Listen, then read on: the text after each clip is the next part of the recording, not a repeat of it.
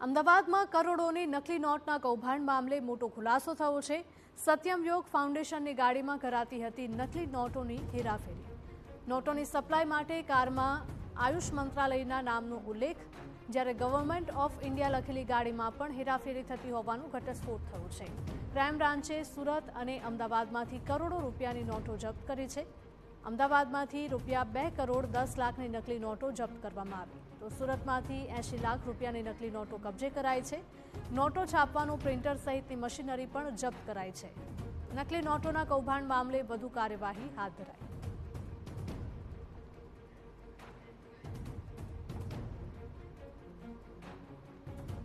અમારા સંવાદદાતા હરીન જોડાયા છે લાઈવ વધુ અપડેટ સાથે। હરીન, જણાવશો કે કરોડો રૂપિયાની નકલી ચલણી નોટો મળી આવી છે। છેલ્લા કેટલા સમયથી આ કૌભાંડ ચાલી આવ્યું હતું?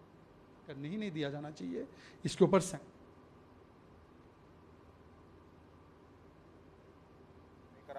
ત્યારબાદ તેની જાણ સુરત ક્રાઇમ બ્રાન્ચને કરતા ત્યાં પણ છે દરોડો પાડવામાં આવ્યો છે। નકલી નોટો જે 500ના દરની છે તે મળી આવી છે। 2 કરોડ 10 લાખની નકલી નોટ છે મળી આવી છે, પરંતુ તપાસમાં ખુલાસો એ થયો છે કે જે ફોર્ચ્યુનર કાર જોઈ રહ્યા છો કે તેમાં એક મહિલા સહિત 6 લોકો આવ્યા હતા અને સુરતથી તે અહીં જે 500ના દરની જે 2 કરોડની નોટો હતો તેના નિકાલ માટે આવ્યા હતા। પરંતુ આ નકલી નોટોની હેરાફેરી માટે શ્રી સત્યમ યોગ ફાઉન્ડેશન છે તેનું બોર્ડ મારવામાં આવ્યું હતું। આયુષ મંત્રાલય, ગવર્મેન્ટ ઓફ ઇન્ડિયા છે તેનું બોર્ડ લગાવેલું છે આ કારમાં। હવે તપાસ કરવામાં આવી રહી છે કે તેના માલિક કોણ છે, કેના નામે આ કાર રજીસ્ટર છે, આ કારમાં જ શા માટે નકલી નોટોની હેરાફેરી થતી હતી। જોકે સમગ્ર બાબતનો ખુલાસો થયો ત્યારે અમદાવાદ ક્રાઇમ બ્રાન્ચ છે તેણે સુરત પોલીસને જાણ કરી હતી અને ત્યારબાદ સુરતનું જે વરાછા વિસ્તાર છે ત્યાં આ એક નકલી નોટ છે ત્યાં છાપવામાં આવતી હતી અને ત્યાં પોલીસ દ્વારા દરોડા પાડવામાં આવે છે। પ્રિન્ટર સહિતની જે અન્ય સાધન સામગ્રીઓ છે તે કબજે કરવામાં આવી છે અને ખાસ કરીને 500ના દરની 40,000થી જે વધુની નોટો છે તે કબજે કરવામાં આવી છે।